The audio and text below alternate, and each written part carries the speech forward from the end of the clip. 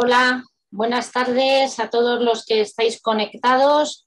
Bienvenidos a esta nueva actividad formativa que está organizada por la red GEDAPS de Madrid bajo el patrocinio de MSD, y vamos a dar comienzo a la primera webinar de este programa que lleva por título Recuperar la diabetes.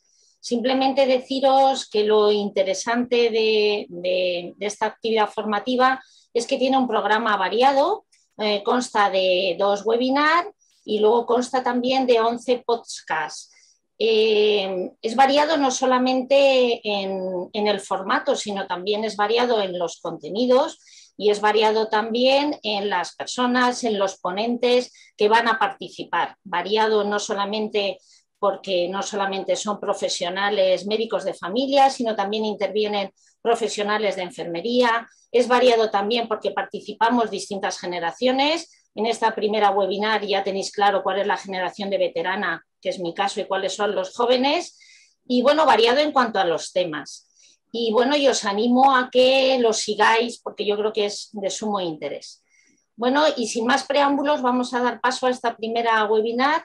Me voy a presentar. Mi nombre es Rosario Serrano. Soy médico de familia, trabajo en el Centro de Salud Martín de Vargas, soy miembro del grupo coordinador de la red GEDAPS de Madrid y tengo el placer de contar con estas dos compañeros médicos de familia que no por ser jóvenes no saben mucho de diabetes, además son excelentes comunicadores y he tenido el gusto de compartir y voy a tener el gusto de compartir esta hora que tenemos, ¿no? El tema de hoy va a ser el desarrollo de 2 casos clínicos. Son casos que se complementan muy bien y el primer caso lo va a presentar el doctor Jaime Amor Valero, que es médico de familia, trabaja en el Centro de Salud Aldea del Fresno, que está en el equipo Villa del Prado en Madrid, y que, bueno, quisiera darle paso para que nos explicara en qué consiste su caso y bueno, que nos hable un poquito de cómo lo va a desarrollar y qué es lo que nos quiere contar. Pues cuando quieras, Jaime. Muchas gracias, Rosario. Buenas tardes, en primer lugar, a toda la audiencia de la red GEDAPS en directo y también dar las gracias a MSD por el patrocinio. Aprovecho para saludar también a Javi Cornejo. Y hoy, en esta fase de recuperar la diabetes, de intentar recaptar al paciente con patología crónica después de haber tenido un periodo de menor asistencia sanitaria o de un distanciamiento de la consulta de atención primaria, os quiero contar cómo es un día a día en nuestra consulta en Aldea del Fresno. Y bueno, pues puede ser un día, por ejemplo, como este que hemos tenido. ¿Qué te parece, Rosario? Pues me parece que Francisca la veo por ahí, ¿no? Que es de la que nos vas a hablar. Francisca es una de las 30 y muchas pacientes, ¿no? A las que tienes que llamar por teléfono, ¿no? En este día cualquiera. Entonces me gustaría preguntarte, Jaime, ¿cómo te organizas ante una llamada telefónica? ¿Cómo actúas? Es la primera pregunta en esa hoja que tienes de pacientes, ¿no? Bueno, en primer lugar, es un reto porque vivimos, como hemos visto, con muchísimos pacientes y con una consulta también salpimentada con visitas presenciales y luego en algún momento tenemos que salir a la exploración de la sala COVID, más los domicilios, más otros avisos. Entonces, el tiempo es lo que no tenemos. Y a pesar de ello no debemos perder las formas, tenemos que intentar tener una estructura en la consulta y lo primero que hago siempre es saludar de una manera más o menos cordial al paciente. Creo que aunque estemos en una fase distinta hay que aportar cercanía y el médico de cabecera, el médico de familia tiene que ser una persona cercana a ellos. Y lo siguiente es interesarme por el motivo de consulta o los motivos de consulta que presenta la paciente. Una vez que ya lo ha hecho, una vez que nos ha comentado cuál es la causa por la que se ha generado esta consulta o esta llamada telefónica, le explico el plan de cómo pensamos solucionar esta situación y también, una vez explicado este plan, le explico o le pregunto si lo ha comprendido, si lo ha entendido o si está de acuerdo, ¿no? Intentamos llegar a una especie de pacto y posteriormente, siempre antes de cerrar la conversación, preguntar si existe alguna duda, si la paciente ha entendido todo. Finalmente, una breve despedida, porque siempre hay que intentar cerrar la consulta con una cierta, una despedida, una mínima elegancia, aunque vamos muy mal de tiempo. Es muy importante también para el paciente que tenga la sensación de sentirse escuchado y bien atendido. Por tanto, es un poco la estructura que yo hago. Pero si os parece, Rosario, os voy a contar el caso de Francisca. Francisca es una paciente que solicitó consulta telefónica.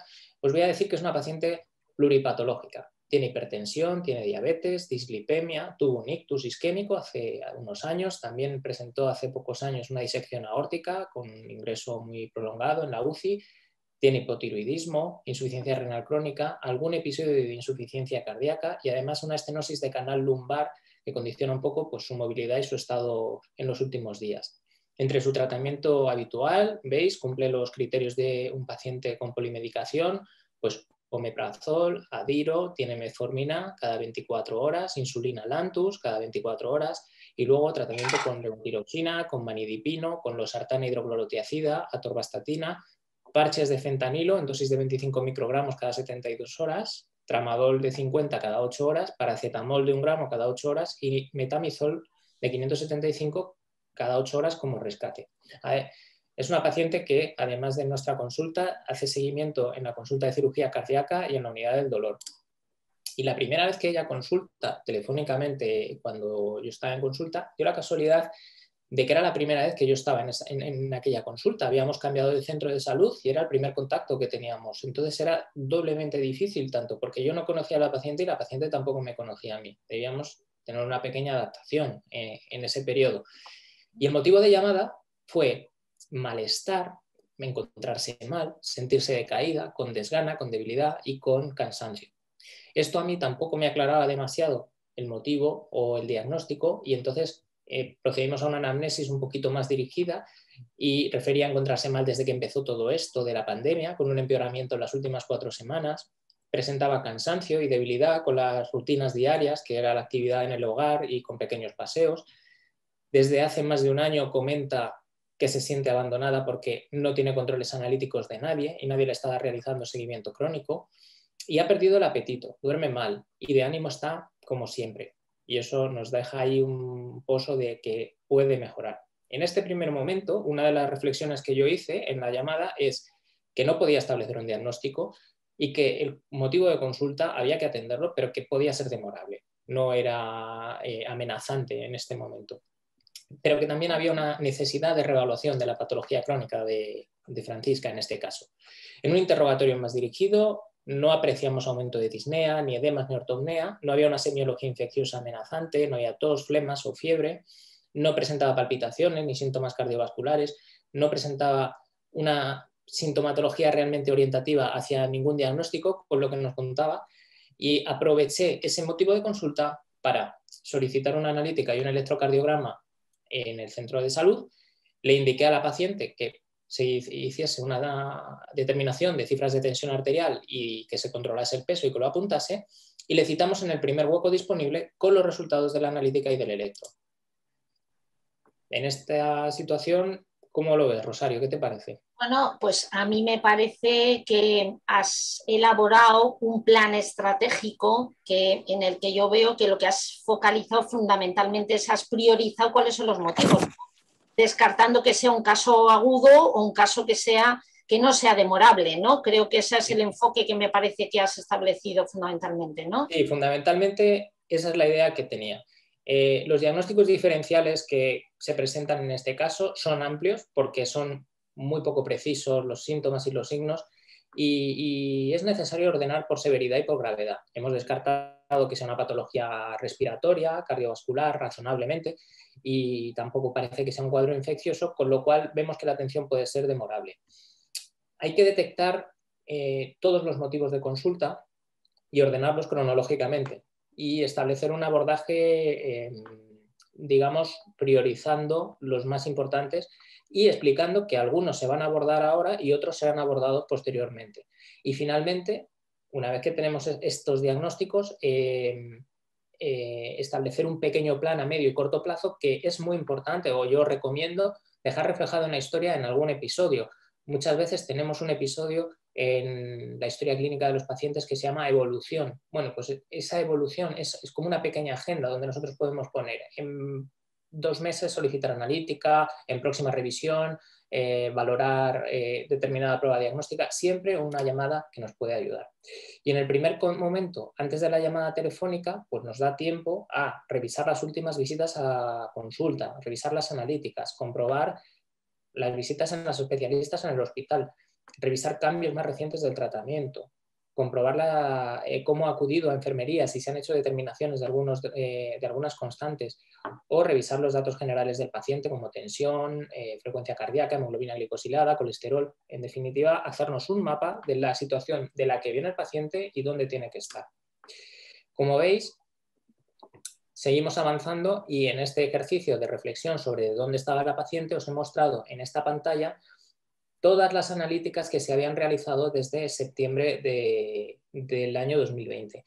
En el seguimiento que vemos es mayor de lo que refiere la paciente, que decía que no se le habían hecho analíticas a lo largo de un año.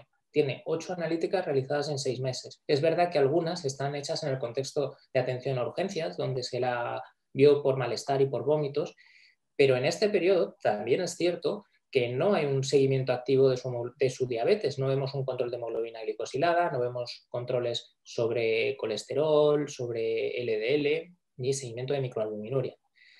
Otro ejercicio que hicimos, que es revisar los datos previos a los que se presentan en la pantalla, pues fue revisar su situación desde el punto de vista glucémico. Vemos que en el año 2019 tenía una hemoglobina glicosilada de 6,1, en el año 2018 de 6,3%, que en el año 2019 tenía un LDL de 66 y vemos cómo en el año 2018 al 2019 ha habido un empeoramiento de la función renal del filtrado glomerular, sin que haya presencia de microalbuminuria. Por tanto, ya nos hacemos una idea de cómo está la paciente.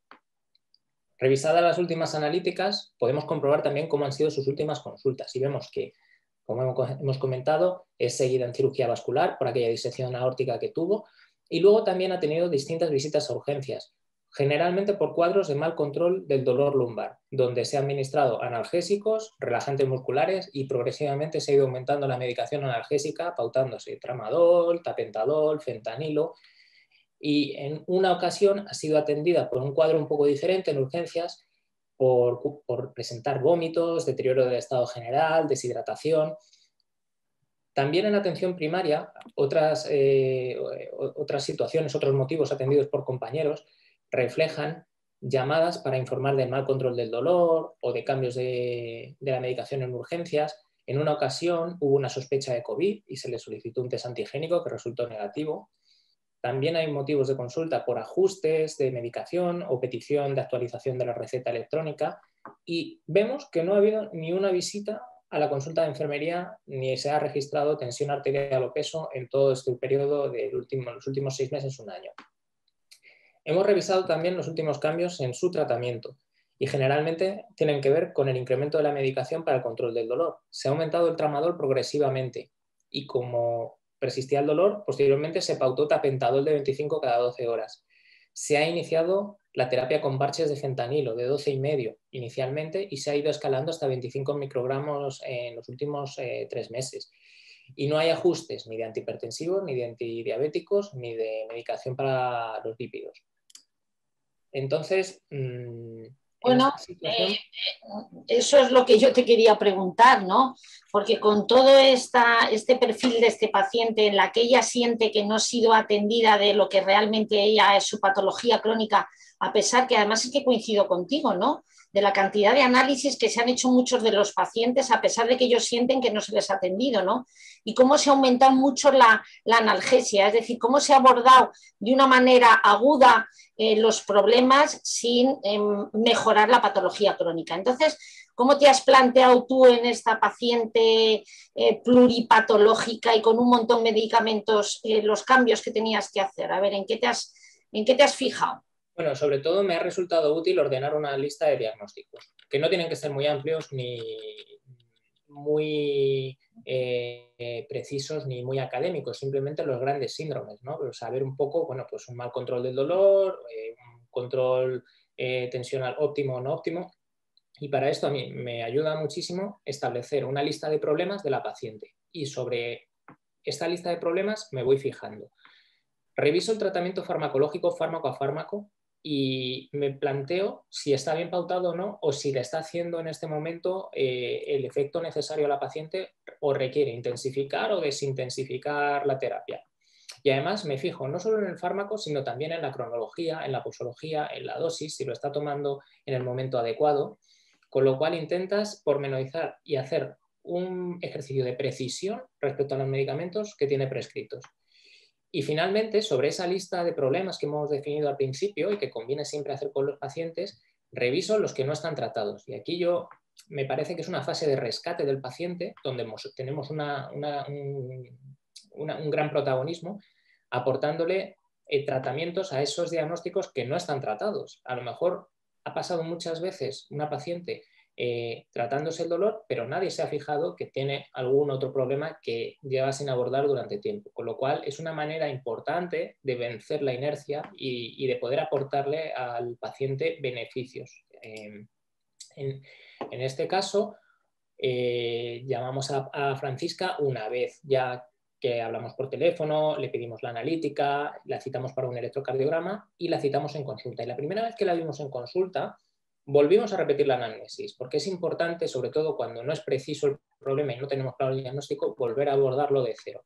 Entonces, ella contaba una debilidad, astenia, mareo, cuadro de vómitos, sin un patrón fijo, que no asociaba a disnea. Y su marido sí que nos dio una pista, y es que decía que mejoraba característicamente el día anterior al cambio del parche de fentanilo. Lo decía así: doctor, se pone mejor el día que la voy a poner el parche, porque se pone contenta, decía. El dolor lumbar que presentaba era un dolor típico de características mecánicas. En reposo tenía una aceptable tolerancia, pero con el movimiento dolía bastante, y tolerable en la deambulación. Y luego, en la anamnesis, esas cosas que percibimos muchas veces en consulta y que el paciente no nos cuenta, vimos múltiples quejas, alteración del estado emocional, desidia, desgana, un cierto descuido de la imagen personal y dirigidamente, centrado un poco también en la revisión de su tratamiento farmacológico, preguntamos sobre episodios de hipoglucemia, los cuales no lo referían. En la valoración física del paciente, en la exploración física, no llamaba especialmente nada la atención, salvo que el dolor lumbar era muy limitante y había dolor a la palpación de toda la musculatura paravertebral, no había una focalidad neurológica clara y entre otras exploraciones pues veíamos que tenía una tensión de 110/60 y daba la impresión en las cifras de tensión arterial que aportó que muchas de las que se registraron estaban sobrecontroladas, había tendencia a la hipotensión. Y en los controles glucémicos que aportó, pues todos estaban en rango, glucemias en ayunas entre 82 la más baja y 114 la más alta, y se pesó, la paciente hizo el ejercicio que le pedimos, que fue aportar el peso, y resultó tener un índice de masa corporal de 27. En la analítica que pedimos, vimos una analítica que destaca por un buen control glucémico, con una hemoglobina de 5,8, con un buen control lipídico, destaca lo que confirmaba ya una enfermedad renal crónica, una creatinina de 1,29 con un filtrado de 40, segundo filtrado consecutivo por debajo del 60, bueno, pues nos confirma datos de enfermedad renal crónica, y déficit de ácido fólico y de vitamina D, con una leucocituria que podía indicar una infección urinaria y presencia de microalbuminuria, sin presencia de microalbuminuria. Y el electro que le pedimos, que se le hizo ese mismo día, sin alteraciones. En este momento, los problemas que se detectan en la paciente pues es una diabetes y unos factores de riesgo cardiovascular dentro de objetivos de control, con una sospecha de hipertensión sobrecontrolada. Y en los cuadros de mareo, astenia, debilidad, parecía que podían estar en relación con efectos secundarios a la medicación analgésica, concretamente con el fentanilo. Además, vimos una anemia de reciente comienzo, con una hemoglobina de 11,7, de reciente diagnóstico, déficit vitamínicos y un probable síndrome depresivo un poco diagnosticado por la impresión, no por lo que expresaba la paciente, pero sí por la impresión que nos daba el caso. En ese mismo momento y con esta lista de diagnósticos, se decidió reducir la insulina, que estaba con 16, lo pasamos a 12 unidades cada 24 horas, se redujo también la pauta de parche de fentanilo lo dejamos en 12,5 y dejamos como rescates el paracetamol y el tramadol. Se hizo el abordaje de la anemia solicitando un test de sangre oculta en heces y se inició ferroterapia sospechando origen ferropénico. Retiramos el manidipino pensando que había un sobrecontrol de la hipertensión arterial y también se hizo un tratamiento de suplementación de vitaminas e iniciamos un tratamiento antidepresivo. Vale, bueno, me ha parecido, me ha encantado, ¿no? Me ha encantado porque, no, de verdad te digo, porque muchas, o sea, lo que transmites es que muchas veces tenemos una visión telescópica y lo que hay que hacer en los pacientes es una visión panorámica. Y eso requiere tiempo y análisis, ¿no? Y escucha. A veces los pacientes, si lo sabemos escuchar, nos dicen más de la primera queja, ¿no? Nos transmiten más. Entonces, tú has hecho esa reflexión que es tan importante de los médicos de familia y que muchas de las consecuencias de esta pandemia es que los pacientes han pasado de mano en mano. Y por eso me gustó mucho la reseña que has hecho, Jaime, de decir qué es lo que tú tienes previsto, cuáles son los planes que tienes previsto y reflejarlos en la historia. Porque por si algún motivo tú faltas, que el que vaya a pasar la consulta y vaya a ver a Francisca sepa cuál es tu planteamiento, ¿no?, en esta paciente. Entonces, me ha gustado mucho, ¿no? Entonces, ¿cómo estructurar luego el seguimiento de esta paciente? O sea, ¿qué es lo que estás planeando que vas a hacer y cómo la vas a seguir? Claro, sabemos que en este caso seguimos contando con un tiempo limitado y tenemos que hacer muchas cosas a lo largo de nuestra actuación, ¿no? Entonces, tenemos que intentar hacer consultas resolutivas y que cada consulta presencial, no tenemos tantas oportunidades, pues hay que aprovecharla como si el tiempo fuera oro. En este caso, hemos aprovechado en el primer contacto con la paciente para que se determine la tensión arterial y el peso. Según viene al centro de salud, se le hace una analítica y se le va a hacer un electro y eso ya lo recibimos nosotros en consulta, con lo cual tenemos que tener una actitud muy activa de evaluar ya 4 pruebas, las que nos trae la paciente más las que se han hecho en el centro de salud. Y luego, posteriormente, pues tenemos que aprovechar para vigilar las interconsultas que sean necesarias, todos los cambios de medicación, todos los cambios de tratamiento que requieran una evaluación, cuando se citen, que sean para que nuestra valoración implique un cambio. Es decir, vamos a tener que utilizar una consulta muy resolutiva y una consulta donde tomemos decisiones, intentar evitando la inercia y esas consultas vacías de mensaje o vacías de actuación, ¿no? Que viene el paciente pasivamente a traer unos controles, a traer o a enseñar un informe. Tenemos que intentar hacer coincidir con los actos muchas veces de una interconsulta o de alguna prueba y aprovechar ese momento para poder realizar una exploración, para poder ir completando el mapeo y la exploración general de la paciente. En la reevaluación telefónica que hemos tenido con Francisca, en el tercer contacto, en el tercer día que hablamos con ella, 7 días después de haber hecho los cambios que comenté antes, de reducir insulina, quitar el manidipino, bajar el fentanilo, vemos que los autocontroles de la glucemia siguen dentro de objetivos, sin estar en ningún caso cumpliendo datos de hiperglucemia. Seguimos proponiendo reducir la dosis a 8 unidades de insulina cada 24 horas. Y luego, tras la retirada del calcio antagonista, sigue presentando unas tensiones muy estables sin hipertensión. En cuanto al control del dolor, hemos reducido el fentanilo y no ha habido cambios en la percepción subjetiva del dolor, no incrementa. No ha utilizado rescates de manera habitual y los episodios de mareo, de náuseas y de sudoración están empezando a mejorar. De esta forma nos planteamos retirar el parche y mantener tramadol y paracetamol y tramadol como rescate de la medicación. El test de sangre oculta en heces ya lo tenemos. Hemos hecho coincidir el resultado del test de sangre oculta en heces con la siguiente llamada y lo tenemos. Y ha resultado positivo, con lo cual decidimos hacer un escalón más diagnóstico y pedir la colonoscopia. Y respecto al estado de ánimo, está estable, dice que no nota cambios, no ha notado mejoría, pero es cierto que en la llamada telefónica, no sé si es que ya nos va conociendo, se va acostumbrando a nosotros, no expresa tanta cantidad de quejas como en las consultas previas y refiere un buen control del sueño. Una semana después, seguimos pendientes de la reducción de las cifras de insulina. La glucemia sigue estable, sin hipoglucemias ni repuntes, y la máxima glucemia basal que tiene con las 8 unidades de insulina era 110 miligramos de decilitro. Decidimos suspender por completo la insulina. En cuanto al control del dolor, ya no tiene fentanilo y con paracetamol tiene un control aceptable del dolor, sin repuntes y sin quejas. En cuanto al estado del ánimo, dice que se encuentra un poquito mejor respecto a las semanas anteriores y ahora ya empieza a preocuparse por la anemia. Y me pregunta, doctor, ¿esto de la anemia y de la colonoscopia va a ser grave o ya vemos que la paciente empieza a motivarse con su propio autocuidado? Y desde luego la percepción, esa cosa que no siempre se puede ver en la llamada telefónica y que a veces sí podemos apreciar en la visita, sí se ve un mayor autocuidado, una actitud distinta de escucha en consulta y vemos que la paciente interacciona mucho más con nosotros y queda pendiente la colonoscopia. En la próxima reevaluación se decidió, aunque no estaba en tratamiento con insulina, se recomendó hacer puntualmente alguna determinación de glucemia pues para valorar la evolución. Ha sido una paciente que ha llevado tiempo insulina durante más de 2-3 años y vemos que las cifras siguen estables, entre 106 y 117, con lo cual hemos conseguido reducir, quitar la insulina, desescalar y en cuanto al control del dolor, estable. Es cierto, tiene reagudizaciones, pero son puntuales y maneja adecuadamente con rescates de tramadol y metamizol.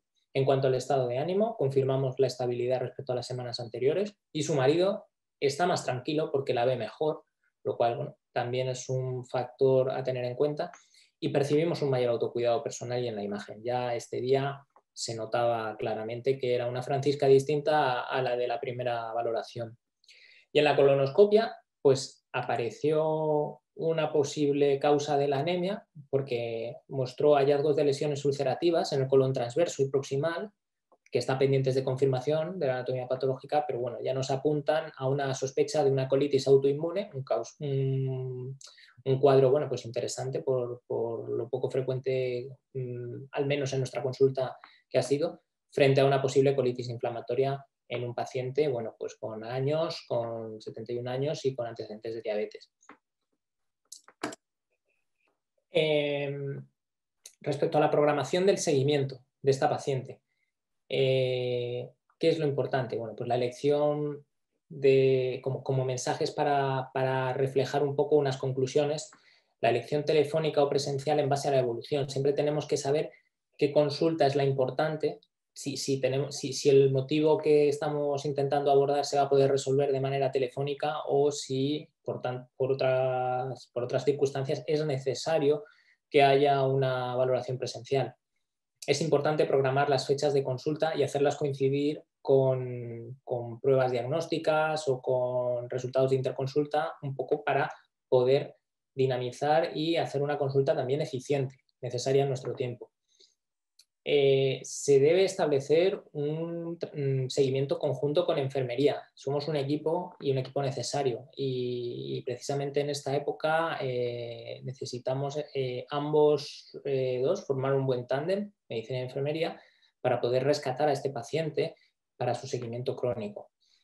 En la próxima analítica, pues la idea es repetir repetir los valores que han estado alterados, ¿no? Los que han mostrado alteraciones, y se da una recomendación, porque no se hace una analítica ahora y ya hemos cumplido y ya hasta que me vuelva a acordar. No, la recomendación es hacerla en 6 meses. Hemos introducido cambios y cambios importantes en el tratamiento y que tienen que tener un reflejo para saber si esos cambios son buenos o hay que volver hacia atrás.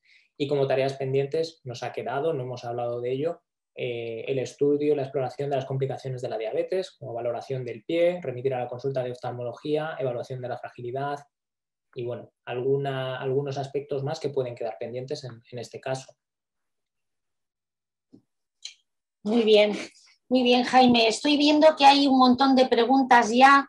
Entonces, bueno, yo creo que simplemente yo te preguntaría qué es lo que más dificultades te ha causado de este caso clínico para que me respondieras brevemente, porque te voy a hacer alguna pregunta en relación con que me lanzan algunos de los oyentes. Entonces, ¿qué dificultades has encontrado fundamentalmente con este caso? A ver, en primer lugar, como comenté al principio, fue un reto porque era una paciente que yo no conocía, es como empezar con una paciente de cero y saber interpretar todos los síntomas que ella me transmitía y pensar que se iban a solucionar quitando medicación, siempre te genera esa duda, ¿no? Dices, bueno, como dicen en el pueblo, como en el pueblo donde trabajo, me dicen, el médico revolucionario que cura quitando medicación. Bueno, muchas veces tenemos que tener esa idea de la iatrogenia y de que los mensajes muchas veces o las quejas hay que contextualizarlas, ¿no? Abordar el fenómeno de la desintensificación terapéutica no es fácil por nuestra parte porque nos cuesta pensar que un compañero o que algún otro profesional pues haya hecho algo que no tenga sentido o que no haya funcionado bien, pero bueno, en cualquier caso hay que enjuiciarlo y hay que intentar mirarlo bien. Y el paciente tampoco lo entiende bien, porque el paciente piensa que necesita curarse a base de medicinas, no a base de quitar medicinas. Entonces, bueno, es una situación un poco difícil de abordar y que no estamos tan habituados. De Y hecho, luego, de hecho, Jaime, te lo digo al hilo de que José, que es nos está oyendo y nos hace esta reflexión en torno a lo que tú estás diciendo. Es decir, es más fácil prescribir, añadir que desprescribir, porque la desprescripción conlleva una reflexión y la reflexión conlleva un análisis. Entonces, un procedimiento más elaborado, ¿no? Entonces, él habla de que, bueno, que fíjate que con este paciente llevamos 20 minutos, que el tiempo es escaso en atención primaria y que además sin conocer al paciente, ¿no? Previamente. Entonces, por eso tendemos más a medicalizar más que a desprescribir. Y él habla, José habla de que más que una pregunta es una reflexión. Y yo apoyo lo que él dice, es una reflexión, ¿no? Entonces, muchas veces con un paciente nuevo, lo que tú has hecho me parece que es fundamental una visita panorámica y sobre esa visita panorámica priorizar lo que ella te cuenta y hacer una cronología y abordar lo que es más importante. Entonces, me parece fundamental, ¿no? sí. A ver, alguna pregunta. A ver, te hace también, lo digo por resolver estas preguntas que son más dirigidas aquí. Un caso interesante, gracias por compartirlo. Mi pregunta es por qué se decide la suspensión de insulina y no metformina teniendo un filtrado de 40, tan cercano a la indicación de suspensión. Bueno, estaba cercano, pero estábamos dentro de los límites. A mí lo que más me preocupaba era una paciente que estaba teniendo mareos sin entender claramente de dónde podían provenir, viendo unos controles que estaban aceptablemente bien y viendo que me preocupaba que tuviera una hipoglucemia antes que otras cosas. Entonces, hombre, yo creo que es razonable la duda que se plantea, porque es cierto, vemos que además está con una dosis de metformina de un comprimido de 850 cada 24 horas, que no son dosis plenas, pero una paciente con insulina, y lo primero que me llamó la atención es decir, 5,8 de hemoglobina glicosilada, y revisé y dije, ¿está pinchando su insulina? Y dice, sí, todos los días. Entonces, bueno, fue una cuestión. Yo creo que muchas veces en diabetes hay distintos caminos para llegar a una misma meta, ¿no? Y probablemente podría haberse planteado bajar la insulina y quitar la metformina, pero en una paciente donde me parece que la connotación de tener que estar administrándose un fármaco inyectado, con autocontroles, con necesidad de tener que apuntarlo y con bajo riesgo relativo, en este caso, de descompensación metabólica, me pareció la opción más correcta. Le expliqué a la paciente, vamos a intentar quitar la insulina, lo cual no quiere decir que no haya que ponerla en el futuro, pero en este momento quiero probar para ver qué pasa. Muy bien.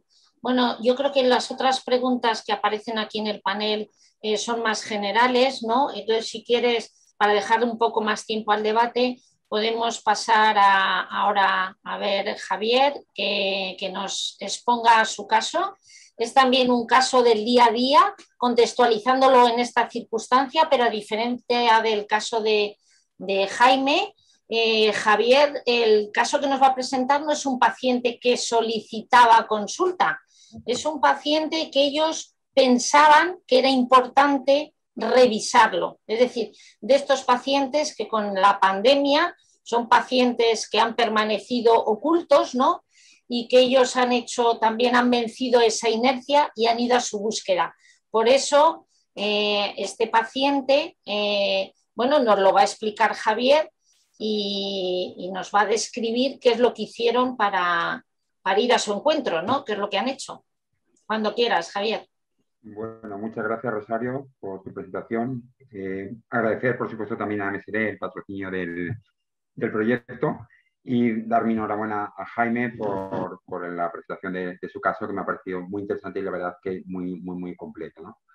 Y bueno, en este caso, tomando el título del proyecto de recuperar la diabetes, como bien dice Rosario, este caso es un caso de cómo recaptar a esos pacientes con diabetes bueno, que hemos dejado o hemos perdido en toda esta situación de pandemia de estos meses y que debemos de intentar recaptar, ¿no? A ver si me deja pasar la siguiente. Bueno, yo lo primero que te haría, porque cuando me enseñaste este caso clínico me pareció tan interesante que yo la primera pregunta que se me ocurrió plantearte es esta. ¿Cómo hicisteis la búsqueda proactiva de estos pacientes y qué dificultades se tienen, ¿no? Habitualmente cuando quieres ir a buscar activamente un paciente, que no es el que te aparece en la lista del día a día? Bueno, todo esto empezó a finales de verano, en los meses como de septiembre, octubre. En nuestro centro de salud estaba organizado, teníamos dos circuitos distintos, ¿no? Un circuito para pacientes por sintomatología COVID y otro circuito para pacientes que acudían al centro de salud de urgencias o de consulta no memorable por cualquier otra patología que no estaba relacionada con la infección por coronavirus, ¿no? Y cuando yo estaba en esta consulta, en estos meses, empezamos a ver en un número mayor de lo habitual que acudían pacientes por síntomas de hiperglucemia, ¿no? De mal control glucémico, con síntomas con clínica cardinal, la triada clásica de polidipsia, polifagia y pérdida de peso. Pacientes también con algunas complicaciones de hiperglucemia, como infecciones micóticas, balanitis, etcétera, ¿no? Entonces, me empecé a plantear que quizás estos pacientes con patologías crónicas, específicamente los pacientes con diabetes, podían estar experimentando un empeoramiento de su control metabólico, ¿no? Secundario a todos estos meses que llevábamos sin realizarles un seguimiento, ¿no? Y me planteé que quizás, dado la dificultad que tenían los pacientes en acceder a nosotros, la mayoría por vía telefónica, pues muchos teníamos mucha demora, pues quizás deberíamos de ser nosotros los que empezáramos a buscar a estos pacientes con patologías crónicas para evitar que aparecieran estas complicaciones, ¿no? Y en este sentido, aprovechando algunas herramientas que tenemos en atención primaria, por lo menos en Madrid, tenemos un par de herramientas como es SOAP y Consulta Web, que nos permiten descargarnos los listados de los pacientes en función de o bien distintas patologías o distintas variables que introduzcamos, ¿no? Yo me descargué mi listado de pacientes con diabetes. Yo tengo un cupo aproximadamente de unos casi 1.500 pacientes y tengo 122 pacientes con diabetes, ¿no? Claro, cuando lo descargué, mi primera impresión fue, claro, 122 pacientes, esto es un poco un número bastante elevado, como no sabía muy bien cómo empezar a realizar esta búsqueda, ¿no? Es verdad que luego a finales de enero se publicó en Diabetes Práctica de la Red GEDAPS un monográfico de COVID y diabetes que ya nos establecía cómo podíamos priorizar la búsqueda de estos pacientes, ¿no? Y nos decía que quizás debíamos de buscar o priorizar esta búsqueda en pacientes de mayor riesgo, ¿no? Que pues, podían ser aquellos pacientes que llevábamos más de un año sin ver en la consulta, pacientes que ya tenían un mal control metabólico previo o que ya tenían complicaciones tanto micro como macrovasculares anteriormente, ¿no? Y en cuanto a las dificultades, pues evidentemente la principal era la presión asistencial que todos sabemos que tenemos en estos meses, ¿no? Y otro aspecto clave fue la presencia o la aparición de distintas olas de la pandemia, ¿no? Que nos limitaba mucho esta intención de empezar a buscar otros pacientes, ¿no? Así que básicamente yo me lo planteé pues aproximadamente en octubre, empezamos a realizar la búsqueda como a finales de enero aproximadamente, ¿no?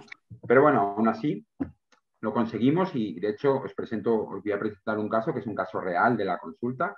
En este caso es un varón de 68 años que como antecedentes personales vemos que tiene diagnosticada una diabetes mellitus tipo 2 en 2009. En ese mismo momento, coincidiendo con el diagnóstico de la diabetes, se le diagnostica también de hipercolesterolemia.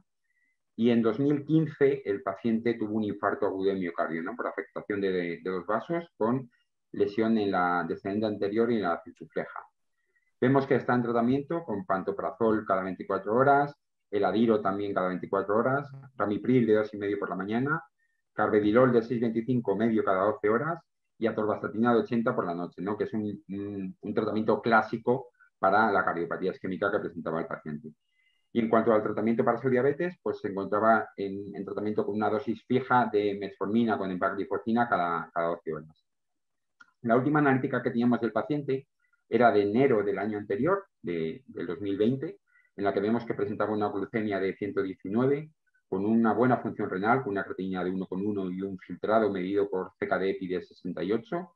Tenía un LDL de 48 y una hemoglobina glicada de 6,7 con el cociente albúmina-creatinina normal, ¿no? de 8. Por lo que vemos que el paciente presentaba un buen control metabólico de todas las variables de sus patologías, ¿no? Una semana después de esta analítica, a finales de enero del año anterior, realizamos la última valoración presencial del paciente, que presentaba una exploración física que tenía una tensión arterial bastante adecuada, ¿no? 132/71, un peso de 78,7 kilos, que aquí sí para una talla de 1,66 tenía un IMC de 28, estaba algo pasado de peso, en un rango de sobrepeso grado 2. Y en cuanto a la exploración física, pues una auscultación tanto cardíaca como pulmonar normal. Y en la exploración de miembros inferiores, aquí sí me gustaría hacer un pequeño inciso y recordar la importancia de explorar los pies de nuestros pacientes con diabetes, por lo menos una vez al año, tardamos menos de 5 minutos, y con esto estamos previniendo o postergando la aparición de una de las complicaciones que nunca debemos olvidar, más limitante, si no la que más, de la diabetes, que es la amputación de miembros inferiores, ¿no? Pero bueno, en el caso este, la exploración presentaba pulsos pedios conservados, no tenía lesiones tróficas, la sensibilidad tanto táctil como vibratoria estaba conservada y tenía un ITB en rango de normalidad en ambos miembros inferiores. La última revisión con el oftalmólogo había sido en diciembre del año anterior, en 2018, en la que no presentaba signos de retinopatía diabética y tenía un electro que era completamente normal. Y bueno, en enero del 2021, coincidiendo con la movilidad entre profesionales de atención primaria, se incorporó al equipo del Centro de Salud un compañero enfermero con el que comparto la mayoría de los pacientes. Es un profesional también muy implicado en el control de las patologías crónicas y específicamente en la diabetes. Le comenté lo que ya había estado pensando de realizar esta búsqueda proactiva de pacientes con el listado que me había descargado. Le pareció totalmente adecuado y nos pusimos en marcha, nos dividimos los pacientes y en este caso este paciente lo valoró él, ¿no? Valoró la historia él y en febrero de este año pues vio que desde esta valoración presencial a finales de enero del 2020 el paciente no había vuelto a ir al centro de salud, tampoco había acudido a revisiones en el hospital, no tenía tampoco analíticas ni visitas a urgencias, por lo que me comentó y estuvimos valorándolo, que en este paciente, un paciente con diabetes y un evento ya cardiovascular, un paciente de muy alto riesgo cardiovascular que llevaba más de un año sin seguimiento, pues era un paciente muy candidato a realizar esa búsqueda proactiva y captar al paciente, ¿no? Acordamos, él se acababa de incorporar, no conocía al paciente, yo ya lo conocía de años anteriores, así que acordamos que fuera yo el que se pusiera en contacto telefónico con él y así lo hice. El 10 de febrero de este año le llamé telefónicamente. Bueno, le informé que habíamos estado revisando su historia y que desde hacía un año pues no habíamos vuelto a realizar seguimiento, que tampoco habíamos visto que había acudido al hospital, ni se había realizado las analíticas cada 6 meses, que se hacía él habitualmente cada 6 meses, ni se había puesto él en contacto con nosotros para solicitarla, ¿no? Porque era un paciente que estaba muy implicado en el control de su patología y él mismo era el que solicitaba las analíticas porque se lo conocía, ¿no?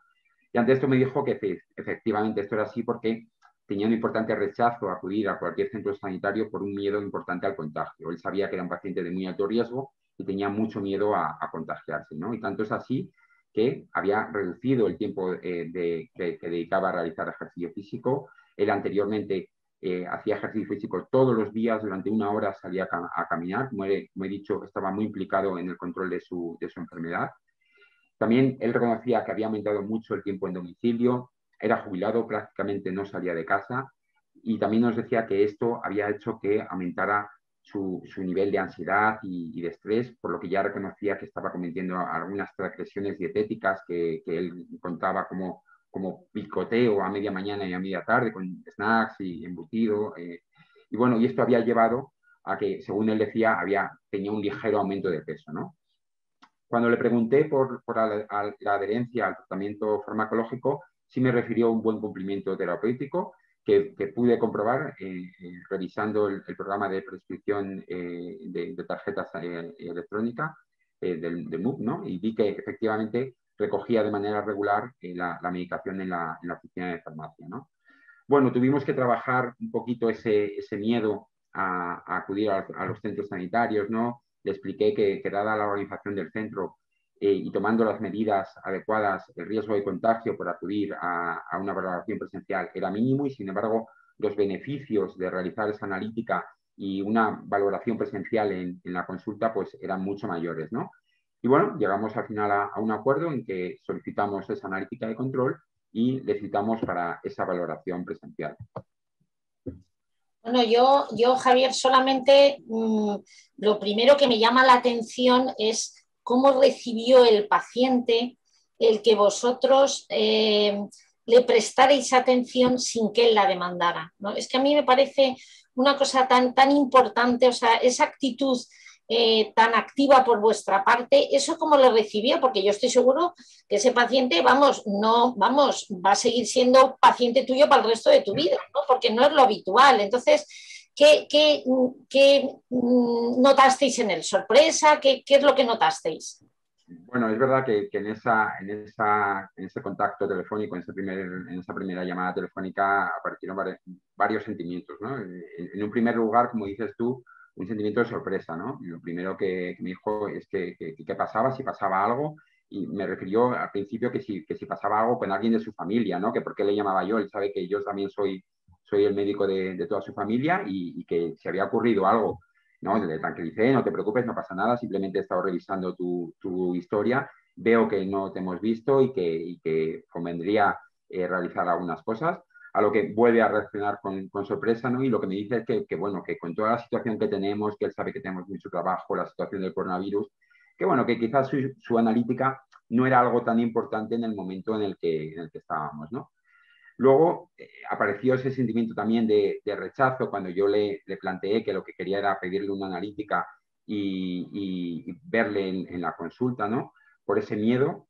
Como he dicho, lo trabajamos, les informé de todos los riesgos y los beneficios y riesgos, al final accedió y finalmente pues mostró evidentemente un sentimiento de agradecimiento, se encontraba muy agradecido porque nos hubiéramos preocupado por él y evidentemente que nos hubiéramos puesto en contacto con él, ¿no?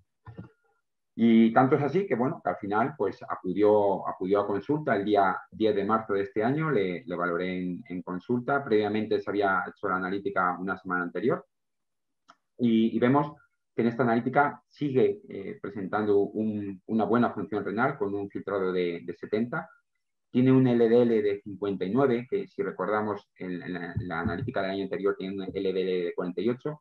En un paciente con diabetes y ya un evento cardiovascular como un infarto que había tenido el paciente, bueno, si analizamos las guías de la Sociedad Europea de Cardiología, nos dice que es un paciente de muy alto riesgo cardiovascular y debemos de buscar LDLs por debajo de 55, ¿no? Lo cual aquí este control se nos había ido ligeramente.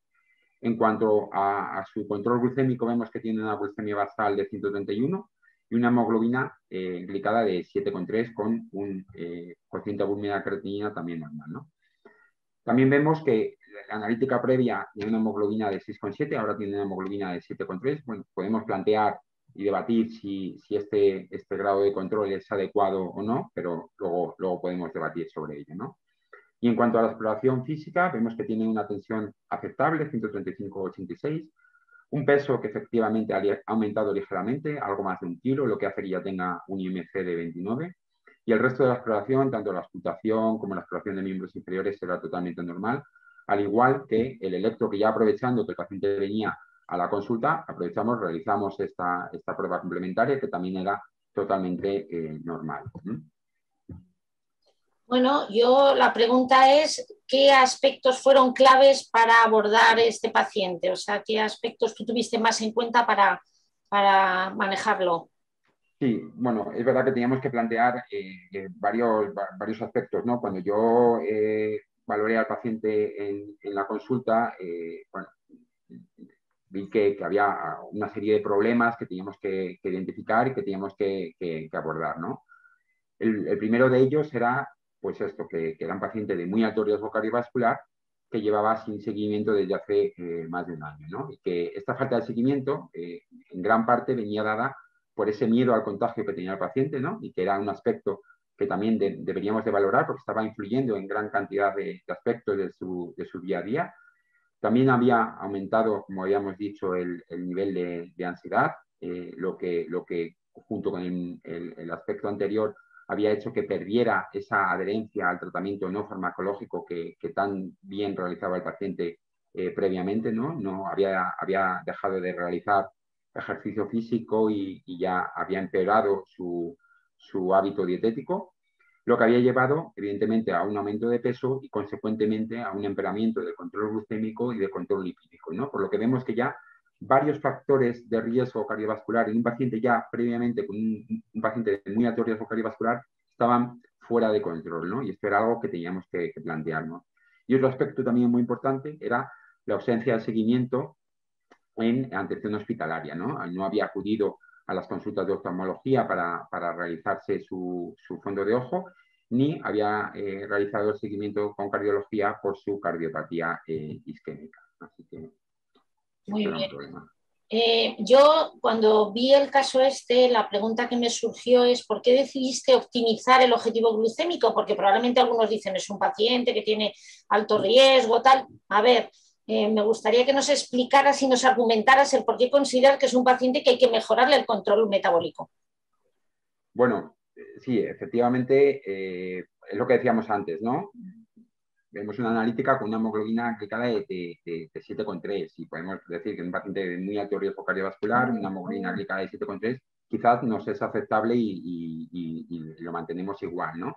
Pero bueno, si analizamos las recomendaciones en cuanto a objetivos de control de hemoglobina glicada de las distintas sociedades científicas, ¿no? Como la ADA o incluso la REGRAF, sabemos que nos dice que de forma general debemos de buscar hemoglobinas glicadas por debajo de 7, ¿no?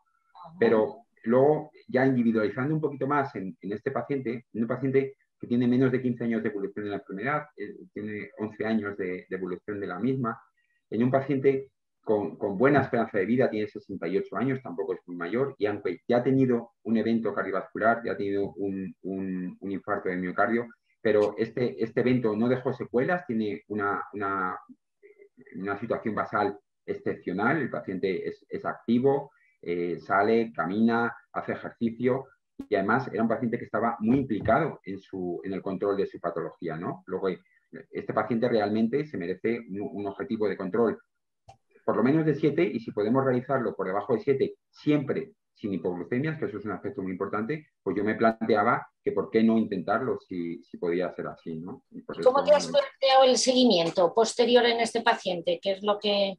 Bueno, eso también era otro aspecto que era importante analizar y si quieres te lo analizo en la siguiente diapositiva porque aquí es donde resumo todas las medidas que hemos decidido implementar en el tratamiento, bueno, en cuanto al paciente. En cuanto a lo que decíamos del tratamiento, efectivamente me decidí por implementar y realizar una optimización de ese tratamiento. Recordamos que estaba con una dosis de metformina con empagliflozina cada 12 horas y lo que yo decidí fue añadirle sitagliptina de 100 miligramos por la mañana. En cuanto al control lipídico, estaba con una atorvastatina de 80, habíamos visto que había empeorado y estaba fuera de objetivos de ese LDL. Lo que le añadí fue ezetimibe en el mismo comprimido para no aumentar la posología y el número de tomas del paciente y el número de pastillas. Cité al paciente, por supuesto, en la consulta de enfermería, primero para que ya se conociera tanto el paciente al enfermero y el enfermero al paciente y empezara a trabajar con aspectos tan importantes como ese miedo que tenía el paciente al contagio, que yo creo que era un aspecto fundamental a abordar, y volver a incidir en esa adherencia al tratamiento no farmacológico que el paciente había descuidado un poco en los últimos meses, ¿no? Por supuesto, le cité con oftalmología para realizar el fondo de ojo y le derivé a la consulta de cardiología para la revisión de su cardiopatía isquémica. Y en cuanto al seguimiento, pues yo me lo cité en un mes con una cita telefónica para valorar la adherencia tanto al tratamiento farmacológico que había iniciado como al no farmacológico que ya había comenzado a trabajar desde la consulta de enfermería y ver cómo toleraba el paciente estos nuevos tratamientos que había iniciado. Y ya solicité en el mismo momento una analítica para dentro de 3 meses y una cita telefónica para revisión de la misma. Esto es lo que yo hice. Y por mi parte, pues nada más. Muchas gracias y esperemos que pronto estemos allí al otro lado. Bueno, voy a hacerte ahora mismo, a plantearte unas preguntas en relación con tu caso, Javier, aunque vamos Sí, claro. un poco justos de tiempo.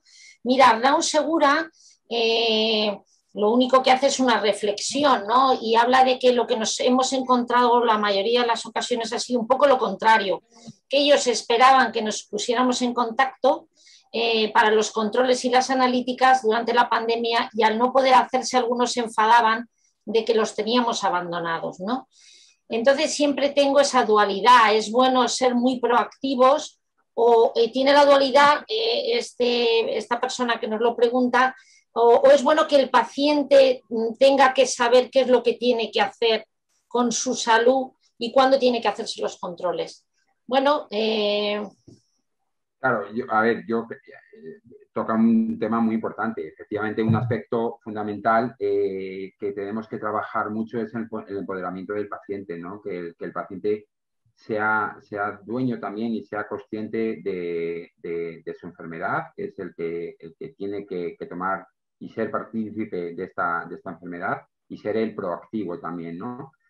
Esto de forma general, pero claro, estábamos ante una situación que es algo excepcional, ¿no? Y que evidentemente muchos pacientes sí pueden sentir este sentimiento de que nosotros somos los que le tenemos que llamar, y bueno, en este caso también habría que incidir en, bueno, también debes de ser tú el que te preocupes y el que te pongas en contacto con nosotros si ocurre algo, si necesitas algo de nosotros, pero como en el caso en el que habíamos visto, claro, también tenemos el riesgo de que pacientes, por miedos, por no querer molestar, por no querer acudir, los perdamos y por no ser proactivos nosotros, al final tengan complicaciones, ¿no? Que es de donde partió todo. Yo nunca había visto tanto debut diabético en tan poco tiempo como en estos meses que estamos hablando, ¿no? Entonces, creo bueno, que es ahí un equilibrio, pero que en esta situación excepcional era algo importante. vale, yo creo que hemos aprendido los profesionales en que efectivamente hay que dejar un poco de ser tan paternalistas y darle las riendas también al paciente, pero eso es nuestra responsabilidad, que es lo que yo he dicho en muchas ocasiones. Para eso tenemos que informar y dar seguridad al paciente para el control de su enfermedad. Bueno, os felicitan aquí y os agradecen la presentación y la exposición. Y aquí hablan también, hablo otra vez, José, otra vez, habla de la retinografía. Yo, no sé, me gustaría que alguno de los dos explicarais la situación que hay en Madrid con respecto a las retinografías, ¿no? Tú has hablado de que lo mandas para un fondo de ojo al oftalmólogo. Entonces, ¿qué podéis decirle a José en relación con la retinografía aquí en Madrid? Bueno, yo creo que un poco al igual que como en toda España, hay variantes, ¿no? Y hay áreas que hemos conocido, pues que hay algunas zonas donde sí se hacen lecturas de retinografía dentro de una misma comunidad, en lo que ahora han fragmentado la atención sanitaria en las direcciones asistenciales. Bueno, pues hay algunas direcciones asistenciales privilegiadas que cuentan con estos retinógrafos que se están utilizando. Somos conscientes de que no ocurre así en muchas otras áreas, ¿no? Entonces tenemos que depender de una valoración oftalmológica que precisamente podríamos hacer en atención primaria. Es una de las cosas que le gusta al médico de atención primaria, al médico de familia, es poder tener capacidades resolutivas, ¿no? Y yo creo que disponer de estas imágenes sería fundamental en nuestra consulta y no nos llevaría un trabajo excesivo, mucho más de lo que hacemos, ¿no? Y sin embargo, bueno, pues somos conscientes de que hay muchos retinógrafos en algunos centros de salud con una capa cogiendo polvo y sin abrirse durante años. Entonces, bueno, yo creo que es una situación muy interesante y que habría que tomar en positivo para poder adaptar, para poder coger esta capacidad, ¿no? de poder hacer retinografías desde atención primaria. Muy bien, bueno, os voy a también hacer una pregunta que nos manda Celeste, que la podéis contestar cualquiera de vosotros dos. Nos habla de una paciente de 84 años de edad. Os leo textualmente lo que pone. Paciente de 84 años de edad de larga evolución. A 84 años ya se supone que debe tener larga evolución, lo habitual, ¿no? Y que está en tratamiento con sulfonilurea, 2 gramos cada 24 horas, y en una analítica reciente presenta una glucemia basal de 89 y una glicada de 6,2. ¿Qué le diríais a este profesional? Bueno, a ver, claro, habría que conocer algo más de la paciente, ¿no? Pero bueno, en rasgos generales es verdad que es una paciente añosa ya, lo que suponemos de muchos años de evolución de la enfermedad, con un buen control de esa hemoglobina glicada y una glucemia basal, bueno, justita, ¿no? Quizás plantearse una búsqueda activa de hipoglucemias, ¿no? Sabemos que es algo muy importante y algo muy deleterio, sobre todo en pacientes ancianos, ¿no? Y que muchas veces ellos mismos banalizan los síntomas de estas hipoglucemias, incluso algunos no los detectan, igual que en la búsqueda de los pacientes a veces también tenemos que ser proactivos a la hora de buscar hipoglucemias, ¿no? Entonces, quizás que les solicite que realice alguna autodeterminación de glucemia buscando esas hipoglucemias y, bueno, si tiene un excesivo control, pues incluso valorar el cambio de tratamiento por otros tratamientos más seguros y que no produzcan hipoglucemias, ¿no? Sí, bueno, ella sugería que nos parece el cambio, o por ejemplo, un inhibidor de la DPP4, que quizás nos deja más tranquilidad, ¿no? Bueno, sería yo creo buena opción. Probablemente. Bueno, más agradecimientos, os dan las gracias por la presentación y yo creo que bueno, Ana Urbina también dice que muchas gracias y bueno, aquí nos hablan que desde Andalucía, debe ser que alguien nos está, bueno, José desde Andalucía dice que tienen la posibilidad de hacer retinografías en los centros de salud, ¿no? Entonces, bueno, esto no es la situación que tenemos de forma general en Madrid. Yo me he quedado con las ganas de decirte, Javier, de este paciente, ¿era fumador o no era fumador? Porque eso es muy importante. Yo creo que hay que hacer una llamada de atención a que no se nos olvide que el tabaquismo se nos olvida ponerlo, aunque lo tengamos en la cabeza, ponerlo a la hora de exponer y presentar a un paciente si es fumador o no es fumador, porque... Es verdad y reconozco que no lo he incluido en los antecedentes, ¿no? Me he centrado más en los antecedentes cardiovasculares del paciente, ¿no? En el momento actual no era fumador, era exfumador, llevaba, si no recuerdo mal, unos 10 años sin fumar, pero había sido un fumador importante, fumó durante creo, 20, 30 años un paquete al día, era un fumador importante, pero unos 2 años después del diagnóstico de la diabetes lo dejó y no ha vuelto a fumar y de hecho, como os decía, actualmente estaba muy implicado en su control de su patología. O sea que muy bien, o sea no. que tenías ese... Pero es importante, insisto, con lo que tú has dicho, reflejar en los antecedentes siempre los hábitos tóxicos, porque más en pacientes vasculares es muy importante conocerlo. Muy bien, pues yo creo que hemos llegado a la hora. Yo voy a ver si hay alguna pregunta por aquí que haya aparecido. Nada, felicitaciones. Yo os quería felicitar a los dos. Yo he aprendido muchísimo con vosotros dos. La verdad es que, madre mía, si a vuestra edad ya sabéis tanto, ¿qué será cuando lleguéis a la mía? Vamos, vais a ser insoportables. Yo eso, daros la enhorabuena, sobre todo ya no por el caso, es por vuestra actitud, ¿no? Por vuestra actitud. Eso yo creo que es lo más importante, ¿no? La búsqueda de la excelencia, ¿no? Y entonces habéis sido excelentes, ¿no? Excelentes en buscar la perfección, o en buscar el mejorar, ¿no? Ya digo que yo he aprendido mucho con vosotros y nada más. Yo, si queréis despediros vosotros, Jaime, y decir algunas conclusiones o algo que te haya llamado la atención de este caso y quieras transmitiros, y luego después Javier, y con esto ya finalizamos. Bueno, nada, yo en primer lugar, Rosario, agradecer tus palabras, que teniendo una maestra de ceremonias como tú siempre es muy sencillo. Y no, también felicitar a Javi, porque bueno, he tenido la oportunidad de trabajar en su centro y en su consulta este verano y no son pacientes sencillos para nada. Y además, poder fidelizar al paciente en la época que estamos viviendo tiene muchísimo mérito y poder hacer que el paciente entre en objetivos de control también tiene mucho mérito. Tampoco es despreciable el mérito de tener un médico como el Javier, ¿no? Cuidado. Entonces, yo creo que cuando se alinea todo esto, el éxito está garantizado. Si hay que buscar una conclusión a la reunión de hoy, pues yo simplemente, si lo tenemos que resumir en una palabra, es en enjuiciar el tratamiento. Enjuiciar y ver si necesitamos o no ese tratamiento.